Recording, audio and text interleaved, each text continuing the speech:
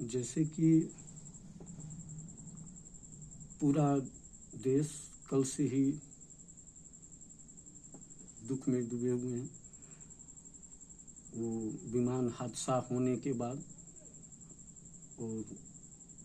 होना भी चाहिए, लेकिन इस चीज़ को हमें समझना पड़ेगा कि ये सब एक अनहोनी है, और ब्राह्मण होने के नाते हमें ये ग्रंथ के द्वारा और महान व्यक्तियों के द्वारा जब सुन के, पढ़ के, जब ज्ञान कुछ हुआ तो मालूम हुआ कि हम प्रत्येक प्राणी अपनी मृत्यु और यहाँ तक कि हम जिस वर्तमान को जीते हैं वो भी, उसमें भी हमारी जो है ये माया और हमारे इंद्रियों का जो काम है वो करती है, जबकि हमको जो प्राप्त होता है वो निश्चित होता है। ये मैं अपने मन से बोल रहा हूँ, ऐसी बात नहीं है। ये हमारा ब्राह्मण होने के नाते हमको ग्रंथ के द्वारा और जो भी महान हुए उनके द्वारा प्राप्त हुआ कि प्रत्येक प्राणी अपनी गति निश्चित करके आए हुए हैं। तो मुझे समझ में आता है कि इस विमान हादसे में जो भी व्यक्ति मारे गए, जिस भी परिवार के उस दुख में डूबे हुए परिवार को मैं भगवान से प्रार्थना करूंगी कि उन्हें उस दुख को सहने का हिम्मत दें और भगवान उस आत्मा को शांति दें। अब हमारे मन में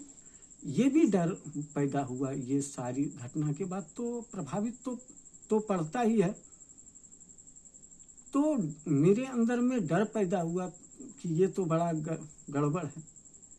तो लगा अरे जब प्रत्येक आत्मा का निश्चित है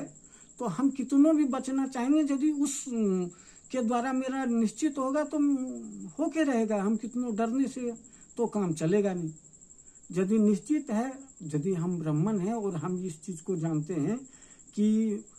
मेरी मृत्यु किस तरह होगी ये निश्चित है, कहाँ होगी ये निश्चित है, कैसे होगी निश्चित है, तो फिर हम डरने का तो कोई कारण नहीं होता है। और मैं देश के प्रत्येक लोगों से भी बोलूँगा कि आप भी वो सारी आत्माओं के लिए प्रार्थना कीजिए, भगवान से प्रार्थना कीजिए उस परिवार के लिए जो कि उससे पीड़ित हुए हैं, उन्हें भगवान इस दुख की बेला में हिम्मत दें, और जो कि उनके बस में नहीं है। और हम सारे देश लोगों को इस से डरना नहीं है। और बहुत से लोग हैं, या मैं खुद अपने बारे में बोलता हूँ कि मुझे भी डर हुआ कि अरे भाई हम नहीं चढ़ेंगे जहाज में, कोई नहीं चढ़े जहाज में, लेकिन लगता है अरे हमको ये भी मालूम है कि हमारी किस तरह मृत्यु होगी वो निश्चित है, तो फिर डरने का कोई बात नहीं रहता है। और मैं सभी अपने जानने वाले, अपने जो भी युवा हैं हमारे देश के, वो प्रत्येक व्यक्ति को मैं बोलूँगा कि इसमें डरने की कोई बात नहीं है, और हम अपने जीवन को अपने अच्छे कर्म के द्वारा आगे बढ़ावें।